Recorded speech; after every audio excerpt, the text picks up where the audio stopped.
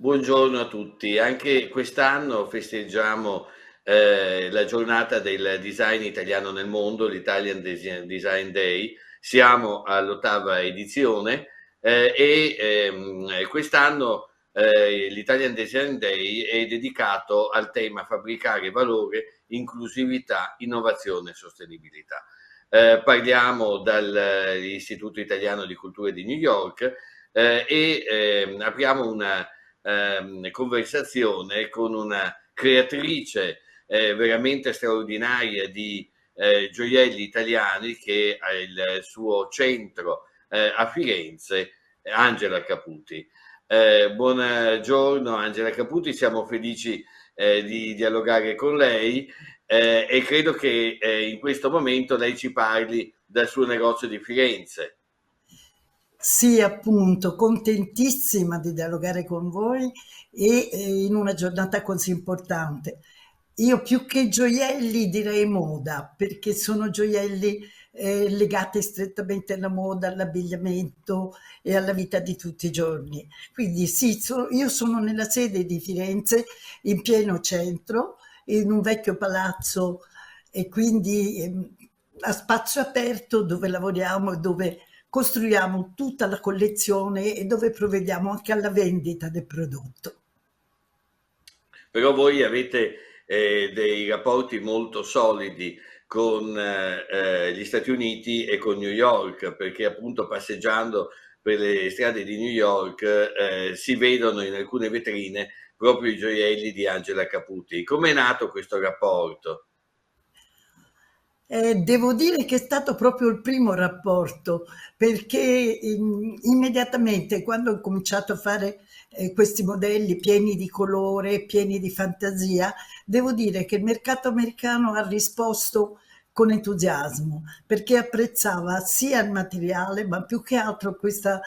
fantasia continua, questi cambiamenti erano sempre diversi, c'era sempre un colore nuovo, c'era sempre una forma nuova, un ricordo che riprendeva da vecchi artigianati anche di altri paesi, di altri popoli, perché la mia ricerca sull'artigianato è stata sempre proprio decisiva e quindi direi che il mio primo mercato, forse poi il primo mercato che non ho abbandonato mai, cioè nascendo nel 75 io credo di essere stata in America la prima volta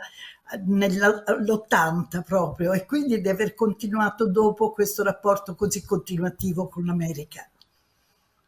Quindi è un'azienda che ormai ha una lunga storia se nasce nel 75. È un'azienda storica che però si caratterizza, e questo è il motivo per cui le abbiamo chiesto di essere la nostra testimonial quest'anno, si caratterizza sia per l'innovazione sia per la sostenibilità, proprio perché utilizza dei materiali che non sono quelli tradizionali della gioielleria. Ci può parlare un po' di quello che voi fate e di che tipo di materiali utilizzate? Allora, io lavoro con le fabbriche italiane che più che altro sono bottonifici, cioè sono bottonifici perché hanno delle macchine, dei macchinari adatti a lavorare delle forme molto piccole, molto particolari, ma molto precise. I materiali sono tutti dei materiali biodegradabili, sono dei materiali che si sono sempre usati nel tempo, che si consumano, che se cadono si rompono perché sono dei PMMA, quindi sono delle resine sintetiche ma che non hanno niente a che vedere con quelle a base di petrolio, eccetera, e quindi possono essere usate cambiando i colori, mescolando dentro addirittura qualche piccola particella o di conchiglie o di molluschi, eccetera, per renderle resistenti, divertenti e colorate. Quindi diciamo che la ricerca è un po' al primo posto e poi anche il fatto di fare tutto in Italia, di cercare di non importare dall'estero, cosa che in questo periodo cerchiamo con le aziende di avere sempre le schede vive che dicono che materiale è, come viene adoperato e dove viene acquistato. Quindi diciamo che seguiamo questo discorso della sostenibilità al massimo. La produzione è tutta italiana, su questo non ci piove, non ho aziende all'estero che lavorano per me. E diciamo che per chi vorrà venire a New York nelle prossime settimane è in programma proprio in istituto una mostra dedicata ai suoi gioielli, alla sua moda, non chiamiamoli gioielli, visto che appunto lei preferisce parlare di moda, alla sua avventura, perché sarà una mostra storica. Siete voi che state disegnando, mi può un po' anticipare di come state organizzando la mostra? Ma io sto organizzando una cosa un po' particolare, cioè parto da una piccola retrospettiva di alcuni piccoli pezzi che io ho fatto fin dall'inizio, in maniera che chi viene può vedere l'evoluzione e il cambiamento che c'è stato non solo nel colore, ma nel materiale, ma anche proprio nello stile. Però quello che è bello è far vedere come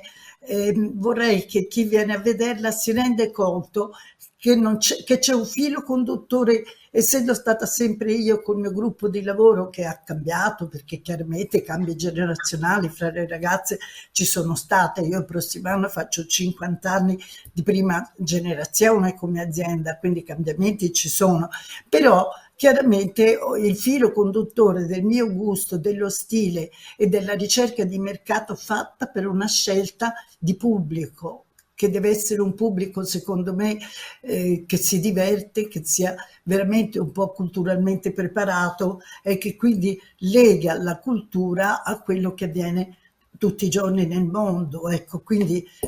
si sente partecipe di quello che è la vita di tutti i giorni. Io vedo veramente, e diciamo innanzitutto come informazione di servizio, che la mostra aprirà nella seconda metà di maggio all'Istituto Italiano di Cultura di New York, 686 Park Avenue, e quindi chi volesse venire a vedere appunto sia una retrospettiva della sua attività, sia anche alcuni esempi di quello che voi state facendo oggi, può venire in istituto, Deciso. e la mostra sarà aperta anche di sabato, tutti i giorni dalle 10 alle 4 del pomeriggio, alle 10 di mattina alle 4 del pomeriggio. C'è un elemento veramente ludico di divertimento nei suoi gioielli, c'è anche, io credo, molta Firenze, molto Rinascimento, perché anche se con delle dimensioni diverse, diciamo così, sbagliate rispetto alla tradizione, però l'attenzione verso il mondo della natura, verso i frutti, i fiori, le foglie, sono qualcosa che mi ha colpito subito appena ho visto le sue creazioni. Direi che tutte le volte che ci si avvicina a un campionario, ora è vero che non esiste più il periodo solo campionario, solo invernale, solo estivo, cioè rivolgendomi io un po' a tutte le donne in tutte le parti del mondo, cioè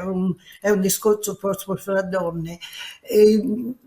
c'è sempre questa ricerca di quello che è attuale, quindi in questo momento questo discorso del green, questo discorso della natura, questo cercare, dopo un periodo in cui siamo stati chiusi per ragioni Covid o similari, ha portato a un cambiamento della visione proprio di tutti i giorni, di come una donna si veste, di cosa è più importante, e a riscoprire anche vecchi modelli, vecchi stili,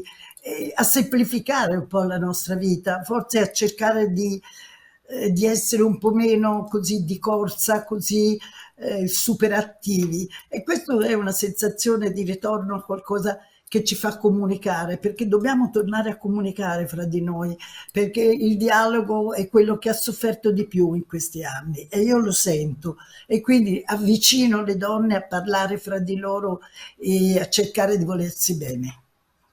Ah, che bello. E devo dire, è venuta qui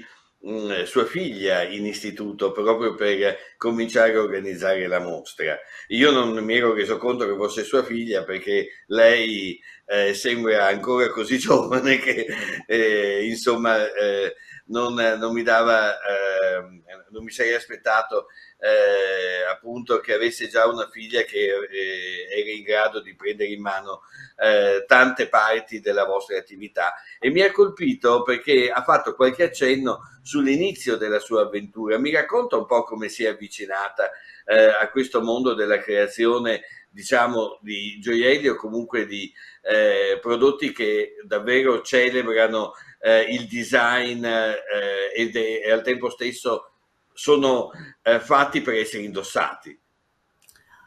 Beh, la storia incomincia in una maniera molto facile. Io vengo un po', l'inizio doveva essere, nella mia vita doveva essere l'insegnamento, ma più che altro io ero interessata alla manualità e a cercare di aiutare la classe dei bambini che hanno qualche problema di manualità e quindi cercare di aiutarli a sviluppare la mente anche se avevano dei problemi fisici o altro. Quindi ero già portata su questo discorso. Poi erano gli anni, il 75, sono stati anche gli anni in cui le donne hanno cercato di fare delle conquiste, hanno cercato di portare avanti dei ragionamenti che la maturavano, e io mi sono trovata nel mezzo di questo e ho cercato di fare un discorso fra donne che portasse che non ci fosse bisogno di una pubblicità su un giornale per farsi conoscere, ma di un passaparola fra donne. Infatti la cosa più bella che mi toccava a me anche nei primi anni era quando due donne che magari parlavano una lingua diversa si incontravano in un aeroporto che era anche lontano dal loro mondo e che si additavano dicendo: ma tu hai un'Angela Caputi, e questo segnale di una collana metteva in comunicazione questi due mondi, e per me era quello che volevo ottenere, e direi che questo io l'ho ottenuto, perché il rapporto, il mio nome è legato a questo rapporto fra donne. Però era anche innovativo l'idea di non affidarsi a materiali tradizionali. Come le è venuto in mente? E perché volevo proprio scoprire una cosa nuova, erano gli anni in cui ancora il cinema americano aveva una potenza enorme, divertiva, aveva delle varietà magnifici, era pieno di colore, di strass, di vita, mentre noi venivamo fuori dal neorealismo che era tanto culturale ma che era sinceramente molto triste, per cui volevo dare questa energia alle donne, che le cambiasse, che le facesse più forti, più sicure di sé, per cui ho cercato, prima provai con delle murrine veneziane, la prima prova fu quella, però il vetro è tagliente, non si presta, è pesante, per cui ho cercato proprio dei materiali innovativi che potessero dare a me la possibilità di portare tanta diversità, tanta energia e poter essere io a intervenire sulla materia, sul colore, imitare quello che sono i coralli, i turchesi, ma non in maniera pesante, forte o proprio da gioielleria, proprio come si compra un golf, come ci si compra un vestito, una cosa di tutti i giorni, che desse alle donne la mattina, quando si mettono una collana e si sono pronti per uscire, quella forza di attacco come nei vecchi tempi ce l'avevano gli uomini quando andavano in battaglia, si mettevano un'armatura e con quella andavano in battaglia. Per la donna una collana, un bel paio d'orecchini e dire "oh vai", voleva dire andare a vivere e provare a rendere positiva anche la giornata che si prepara sempre negativa per una donna, perché c'è troppe cose da fare e le fa tutte, però è stancante, e quindi questo era un giocare che desse maturità alle donne. Senza fare male a nessuno come fanno gli uomini con le loro attrezzature militari. E come è avvenuto? Perché lo sbarco negli Stati Uniti? Perché mi pare che voi siete presenti non solamente nei negozi, ma anche negli shop di alcuni musei americani Sì, qui sì, newyorkesi. sì, sì, sì, sì, anche perché io ho cominciato con i musei italiani, perché da noi non si usava, anche in America prima questi negozi museali così non c'erano, si cercava di mettere delle cose di poco valore, tanto per dire di avere qualcosa da comprare quando uno andava nel museo. Poi dopo invece, specialmente noi in Italia, abbiamo fatto una grossa battaglia perché ci fosse la libertà anche per i giovani e per le piccole aziende di creare qualche cosa che avesse a che vedere con la cultura e col tipo di museo. Quindi abbiamo cominciato a lavorare con Palazzo Strozzi, con Palazzo Pitti, sono nati i primi negozi che vendevano il museale e abbiamo cercato di portare su un gusto e su una cultura un po' più alta, che non fosse solo la piccola matita o il piccolo fularino, ma fosse anche proprio qualche pezzo che ricordasse le mostre che vengono fatte. E piano piano con questo siamo stati cercati anche a Londra, nei musei di Londra e anche in America. Per me è stato più che altro quello di avere la fortuna di fare delle cose molto belle per la Iris Adler e quello è stato un punto di inizio anche per entrare. Lei fece una bella mostra a New York e quindi portò anche delle cose mie in questa mostra e quindi io ho cercato sempre di dare sia una linea di divertimento ma anche qualcosa di serio, di museale. Infatti io ho fatto una linea sul David, come ho fatto una linea su il Battistero di Firenze, o quando c'è una mostra moderna agganciarmi ai colori o allo stile dell'artista che presenta la mostra. Ecco, questo è un po' è un gioco che continuo a fare, che mi diverte molto, e come lei diceva ora sarà mia figlia che mi aiuterà ancora di più in queste cose, che cercherà di portare questa linfa nuova, che sarà sicuramente diversa probabilmente dalla mia, perché ognuno ha il suo stile e la sua voglia di lavorare e di vivere. Però ecco, vorrei che continuasse questo rapporto fra donne, che è una cosa per me importantissima, di cui tutte noi abbiamo bisogno. Allora, noi ci siamo conosciuti non direttamente con lei, ma col personale del suo negozio, perché io passando davanti c'era l'incontro tra tutti i direttori di istituto proprio a Firenze quest'anno, l'anno scorso, e passando davanti al suo negozio sono rimasto catturato da una vetrina che sembrava un quadro, non solo perché erano sistemati benissimo, appunto le creazioni erano sistemate benissimo, ma perché ogni creazione sembrava uscita da un dipinto. Bellissimo quello che c'era dentro, bellissimo anche il contesto. Ci parla un po' della storia dei suoi negozi, non so se quello sia stato l'unico che ha avuto o se vi siete mossi in varie zone di Firenze. No, quando è nata l'azienda veramente era un negozio piccolissimo vicino a casa, e dove io presi la prima persona a lavorare con me e, e abbiamo incominciato, è stato un incominciare così. Poi ci siamo spostati verso il centro perché volevamo avere la possibilità di gestire il lavoro in maniera più, più vicina a quello che era il turismo e quello che era anche una massa di persone che potesse vedere di più e controllare le cose che facevo, perché da quello che pensavano capivo se erano interessati o no. Quindi diciamo primo negozio, e poi siccome non volevamo, ancora non avevamo idea di affidare a qualcuno i miei oggetti, ho cercato di fare dei negozi miei e dove far vedere il mio prodotto, perché secondo me un artigiano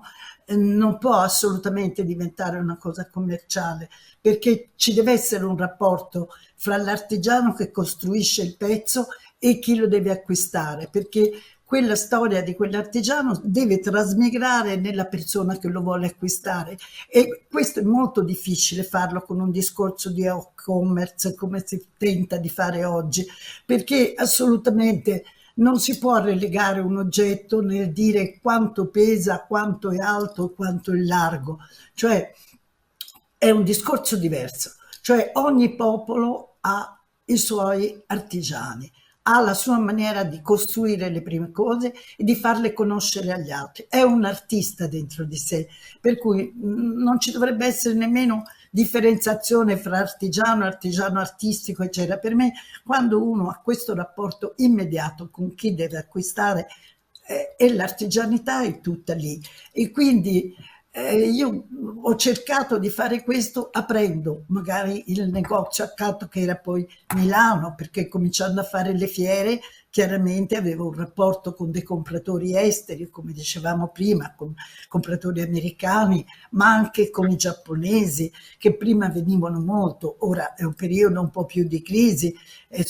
viaggiano meno in questo momento i giapponesi, però noi sono stati i primi clienti come gli americani, e come gli americani hanno i loro problemi, cioè nel periodo delle votazioni magari viaggiano meno, nel periodo c'è le malattie viaggiano meno, oppure quando hanno voglia nei periodi estivi, la voglia di vedere Firenze. Io ho conosciuto molte persone che poi sono diventate miei clienti nelle varie fiere, eccetera, che erano passati magari davanti al negozio, come ha fatto lei, anche perché io ho sempre cercato, sia nel negozio di Firenze e di Milano, poi Forte Marmi, e poi quello più importante che abbiamo aperto ora ultimamente a Roma, sono dei posti dove il rapporto è direttamente con l'azienda, e quindi noi cerchiamo di avere questa differenziazione, cioè non vogliamo una cosa troppo commerciale. Ecco, questo è il nostro desiderio. Anche il fatto che io faccio ancora le vetrine, ci metto mano sempre io, cerco di dare uno spirito a come è messo l'oggetto, perché voglio che quell'oggetto parli in un certo senso. Quindi è una cosa che a me mi dà lavoro, ma mi dà anche voglia di vivere. È vero, e poi il luogo dove lei ha il negozio a Firenze è un luogo bellissimo. Ci racconta un po' il quartiere nel quale si inserisce il suo negozio? Beh, si inserisce in un discorso di rinascimento, diciamo, è un vecchissimo posto, un palazzetto, è un palazzetto dei Medici sempre, è un palazzetto che in questa parte bassa dove siamo noi, il pian terreno, quello livello strada, diciamo, ha un grande spazio che era stato utilizzato da un antiquario per fare dei lavori, faceva degli acquisti di vecchi mobili, li rivendeva, quindi è uno spazio aperto molto bello, e anche proprio entrando fa piacere perché è una vecchia porta tutta in ferro, e quindi si vede davanti, abbiamo la vendita, e poi piano piano vedi che nelle altre stanze che comunicano tutte fra di loro c'è la possibilità di vedere le ragazze che lavorano e le ragazze che fanno la spedizione, perché noi restiamo responsabili dell'oggetto che facciamo dall'inizio alla fine. Quando l'americano ritorna da noi dopo anni, eccetera, e porta una vecchia collana perché gli si è rotta o altro, noi gli diamo il valore aggiunto di rimetterla nelle stesse condizioni che era. E infatti questo io pecco un po' perché tengo sempre dei pezzi per poter fare il montaggio, cosa che mi crea un magazzino maggiore, però non mi stacco volentieri anche dai vecchi pezzi, cioè a volte li riutilizzo addirittura per rimodernare o fare una cosa che possa piacere e che possano ritrovare quell'odore, come si dice, come quando si guarda una vecchia foto, una cosa che è già vista ma che è stata cambiata ed è stata rinnovata perché si è rinnovata al massimo. Ecco, e questa è un po' la sensazione che riesco a dare. E siamo in Oltrarno, quindi è Sì, proprio la zona di Firenze dove si è mantenuta la tradizione delle botteghe, e cioè insieme al negozio c'è il lavorio artigianale nel retro negozio e l'officina che noi conosciamo dalla fine del Medioevo fino a tutto il Rinascimento fino ad oggi. è anche una cosa che bisogna mantenere. È molto pericoloso rompere questo anello di congiunzione fra le vecchie generazioni e le nuove generazioni, perché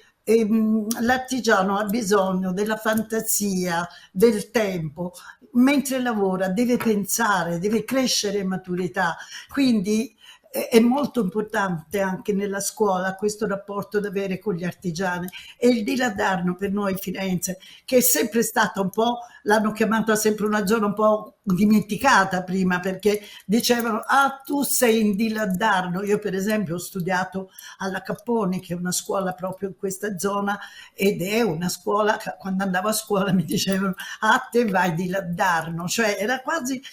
non dico dispregiativo, ma era come se tu andassi in un'altra città, in un altro posto. E quindi questo però è stata anche la sua salvaguardia, perché anche rispetto a quello che è il turismo di massa, diciamo, si è salvaguardato tanto e tante piccole aziende riescono a sopravvivere, ma è molto difficile perché tutto quello che è intorno a queste aziende è come dire voi siete vecchi, voi non servite, voi dovete aggiornarvi, voi dovete mettere le macchine, voi dovete lavorare con i computer, eccetera. Però non lo so, ma anche una bella macchina ha avuto bisogno di un disegnatore come un Giugiaro che l'ha costruita. Cioè questa cultura che si muove da chi crede e fa i primi pezzi a chi poi lo cambia, lo evolve e può diventare una cosa commerciale. Non si dice che non deve essere, però non è più la stessa. Sono due mondi che devono coesistere, ma uno non può sovrammettersi all'altro perché se sparisce l'anello di congiunzione, sparisce l'artigianato. Io di questa è la mia grande paura. Quindi nel diladarno cerchiamo volentieri, ci fa piacere, vengono i negozi di panini, vengono quelli che vogliono, però lo Stato deve cercare di mantenere questi artigiani e queste botteghe, perché una strada dove c'è solo negozi di roba da mangiare e basta è molto triste, oppure c'è solo grandi firme, cioè in quel momento sparisce la vita vera di quella città. Lei ha ragione e direi anche che la sostenibilità a questo punto è una sostenibilità dell'uomo, perché quello che lei suggerisce è la capacità di creare nel momento stesso in cui si fa, che è qualcosa di legato profondamente all'artigianato, è qualcosa che nell'artigianato difende un punto essenziale dell'essere uomini, e cioè quello di pensare, di creare qualsiasi cosa si stia facendo, non di fare un lavoro puramente manuale. Infatti noi siamo un paese anche di manualità, di spirito, anche la cucina stessa da noi è sempre creativa, non deve essere solo per avere le stellette del gourmet importante, deve essere anche un far rivivere regione per regione, ma se non altro anche tante piccole regioni hanno una cultura anche del mangiare, del vivere, del vestire, che non può essere sacrificato in questa maniera. Cioè il passaggio ci deve essere, ma finché diamo più valore a quello che è umano, non è con questo che io voglio essere contro quello che può essere anche un'intelligenza artificiale, mi va benissimo, ma deve essere controllata perché non può prendere il posto di chi si crea le cose giorno per giorno, non può arrivare un oggetto, perché per me una macchina è sempre un oggetto che si permette di usufruire di tutto il materiale che noi gli abbiamo dato in questi anni per fare dei prodotti falsi, delle cose completamente false. Quindi io non è che dico che non si deve andare avanti, si deve andare avanti, ma prima usiamo queste cose per quello che è veramente importabile, di cui abbiamo bisogno, e poi verrà fuori anche il resto. Però non diamo il valore primo, inizialmente, a cambiare la vita delle persone. Ecco, anche perché queste persone dovranno pur lavorare, dove le mettiamo dopo? Cosa ne facciamo? Le usiamo come le batterie? Le buttiamo via? Le mandiamo in un altro mondo? Non lo so, tutto può accadere, però anche se io sono molto vecchia, sono contenta di riuscire a vedere anche questo cambiamento, perché è un cambiamento veramente affascinante, quindi lo seguo volentieri. Sì, un mondo governato dagli algoritmi è un mondo che rischia di ripiegare su se stesso, perché naturalmente usa e riusa le cose già fatte. Ritorniamo quasi a un mondo medievale, dove gli stessi luoghi comuni ritornano e sono ripetuti meccanicamente. Io vorrei anche chiederle che tipo di donna compra, se ce n'è uno, o quali tipi di donne comprano le sue creazioni. Ma senta, prima devo dire, fino a qualche anno fa era veramente un po' portato verso le donne culturalmente molto preparate, che capivano sia il materiale, ma che capivano anche questa maniera di giocare col colori, con le cose. Però da un po' di tempo, forse perché ho fatto anche dei modelli più svelti, più veloci, più simpatici, forse quello, non lo so, o forse il cambiamento. Anche molti giovani si stanno volgendo a questo discorso. Magari sono, mentre una donna di una certa età e altra, a secondo l'umore, a secondo l'età, eccetera, cambia e vuole una cosa sempre diversa, che diciamo un po' quello che cercavo io, che ogni persona fosse se stessa e non un discorso commerciale. E ora invece c'è nei ragazzi l'oggetto un po' cult,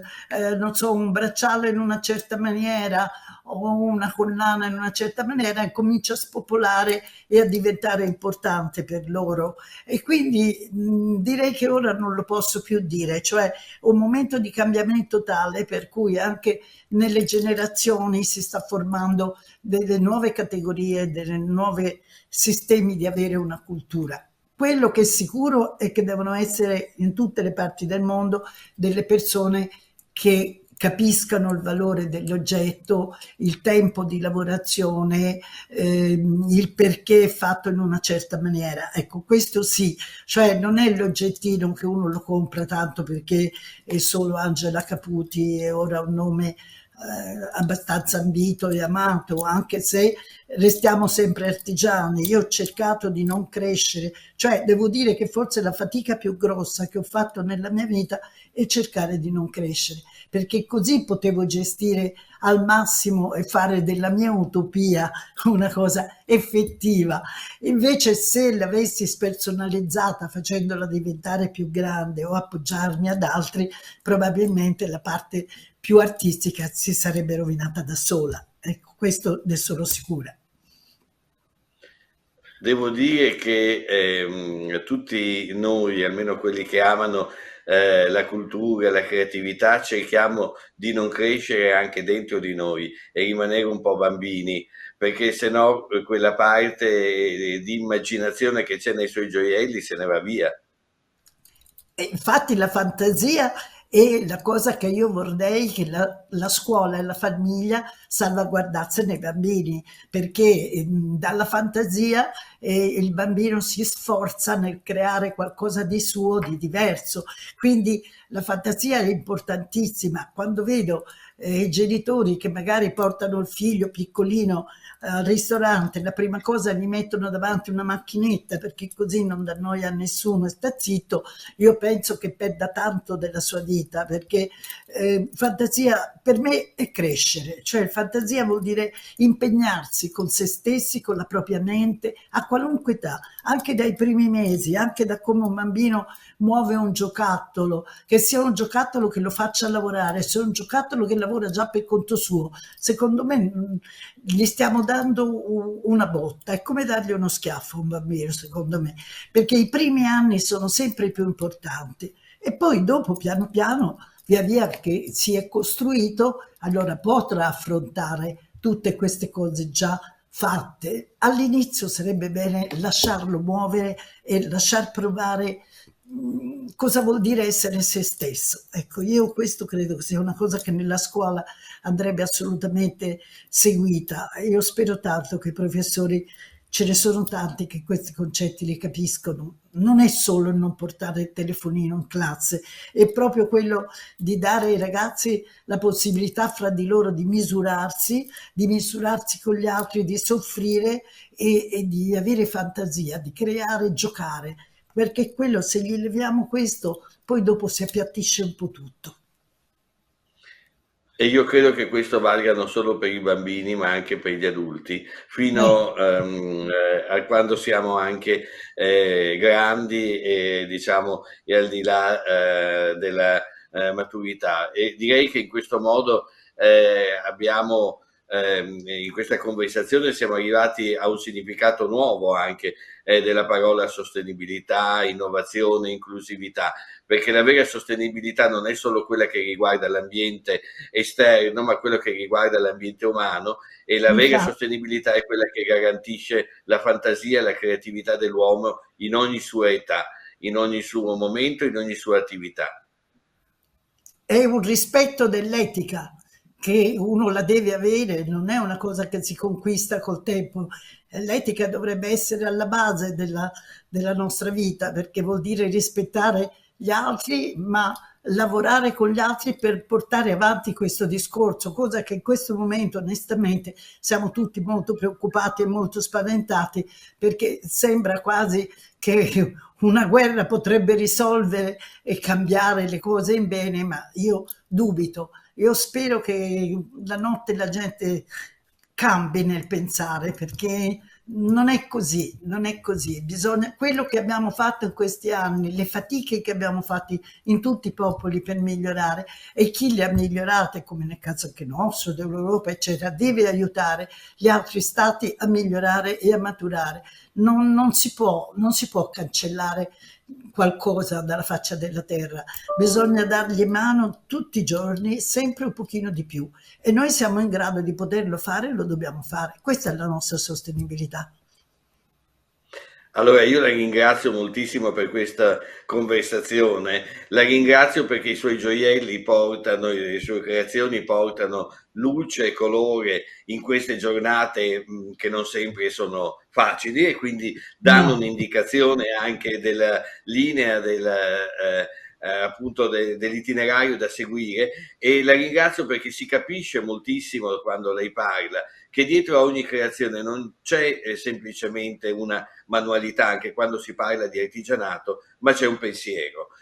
dove appunto immaginazione, razionalità e passione si uniscono, e quindi l'aspettiamo ancora con più entusiasmo qui a New York. Grazie davvero, Angela Caputi.